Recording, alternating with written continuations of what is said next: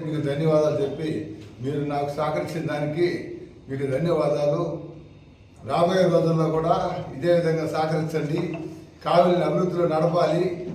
నేను నా కోసం ఎవరైతే ఆ రోజు కష్టపడి ఉన్నారో వాళ్ళకందరికి అండగా ఉంటానని మీ ద్వారా తెలియపరచడానికి ఈరోజు ఇక్కడికి వచ్చాను.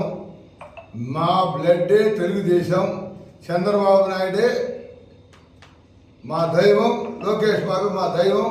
చంద్రబాబు నాయుడు లోకేష్ బాబు మాట గీటు దాటే ప్రసక్తే లేదు. వాళ్ళు ఏది ఆదేశిస్తే చేయడానికి సిద్ధంగా ఉన్నాను. ఆ రోజు కూడా 2.5 సంవత్సరం నాడు కావలిలో 10 మంది లేకుండా తెలుగుదేశం పార్టీ దేనా స్థితిలో ఉండింది. నేనున్నా మీరు భయపడొద్దని వచ్చా. వచ్చినప్పుడు మీరు అందరూ సహకరించారు. ఆర్డీ ఆఫీసుకి పోయాం, కింద కూర్చున్నాం. రైతులకు ధాన్యం డబ్బులు రాకుంటే మున్సిపల్ ఆఫీసులో ఒక ముస్లిం ఇల్లు కూలగొడితే పోయి కూర్చున్నాం. కార్మికులు, పరిశుభ్ర కార్మికులు ధర్నాడు పోయి కూర్చున్నాం, సహాయం చేశా. దుగ్గిరాల కరుణాకర్ వాళ్ళ అరాజకాలకి ఆత్మహత్య చేసుకుంటే ఆదుకున్నాను. రైతు పాదయాత్రకు ఆదుకున్నాను. ఎమ్మెల్సీ ఎలక్షన్ అంటే ఏందో చూపించాను, చేశాను. ఇదేం కర్మ అంటే ఏందో చూపించాము, యువగలం అంటే ఏందో చూపించా. పార్టీ ఇచ్చిన ప్రతి ఆదేశాలు చూచా తప్పకుండా చేశా. దానికి అంతటికి కారకులు మీరే, మీ సహకారమే.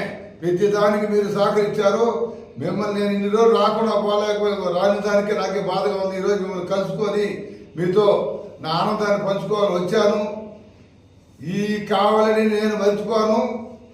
నేను తుమ్మలపేట రోడ్లో బురదలో కూర్చున్నా, ఆర్టీ ఆఫీసులో వంట వారు పెట్టినా, హౌసింగ్ ఆఫీసులో వంట వారు పెట్టినా, ఎంఆర్ ఆఫీసులో వంట వారు పెట్టినా, ఎక్కడ ఏమి చేసినా సహకరించారు. నేను చేసిన కార్యక్రమాలన్నీ ప్రజల కోసమే, నా సొంతం కోసం కాదు. నేను కావాలో తెలుగుదేశం ఉంది, భయపడద్దు, ఈ వైసీపీ రౌడీలకి భయపడద్దు అని ఎదురు తిరుక్కున్నాను. దేనికైనా సిద్ధపడ్డాను. నా మీద 16 కేసులు పెట్టారు. ఈరోజు 16 కేసులు. నాకు గతంలో ఒక్క కేసు లేదు. మేము తగులకి వివాదాలు పోయేవాళ్ళం కాదు. మేము సామరస్యంగా 10 మందికి అన్నం పెట్టేవాళ్ళమే.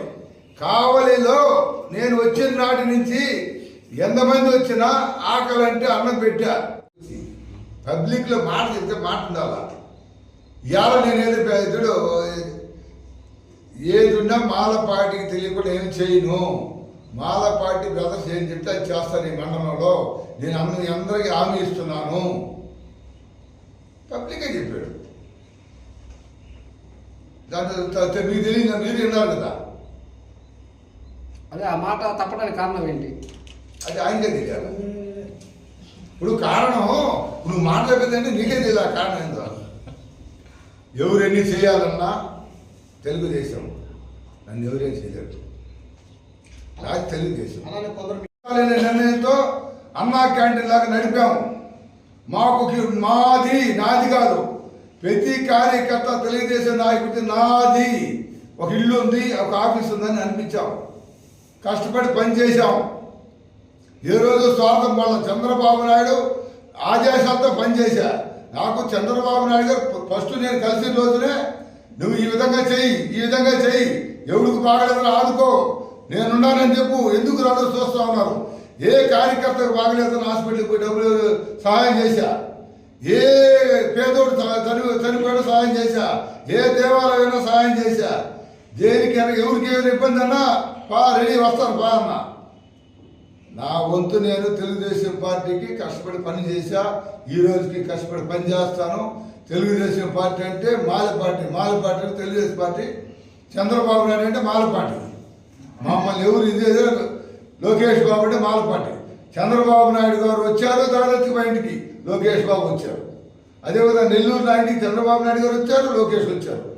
మా కుటుంబం చంద్రబాబు నాయుడు మా దేవుడు, మా దైవం. ఆ రోజు కూడా ఎప్పుడు చంద్రబాబు నాయుడు 52 లోపల పెడితే సరిగా అన్నం తిన్నా నేను. ఈరోజు కష్టపడ్డ కార్యకర్తలు కనిపించట్లా. నా బాధ అదే. ఆ రోజు పార్టీ కోసం ఎవరైతే కష్టపడ్డారో ఈరోజు కనిపించట్లేదు. దీన్ని గుర్తించాలి మా బాబు గారు, మా చంద్రబాబు నాయుడు గారు, మా లోకేష్ బాబు గారు. నేను అడిగేది అదే. పోతున్నా, మీరు నిజంగా ఏంటి కమిటీ ఏంటి చూడండి, ఎంక్వైరీ చేయించండి ఏం జరుగుతుందని. ఈరోజు ఒకటి, మేము 42 సంవత్సరాలుగా ఒక చిన్న మచ్చ చూపించండి, నేను దేనికి రెడీ.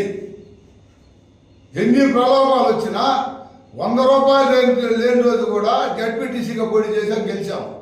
అది మా కుటుంబం. ఈరోజు ఆర్థికంగా దేవుడు మేము బాగానే ఉన్నాం.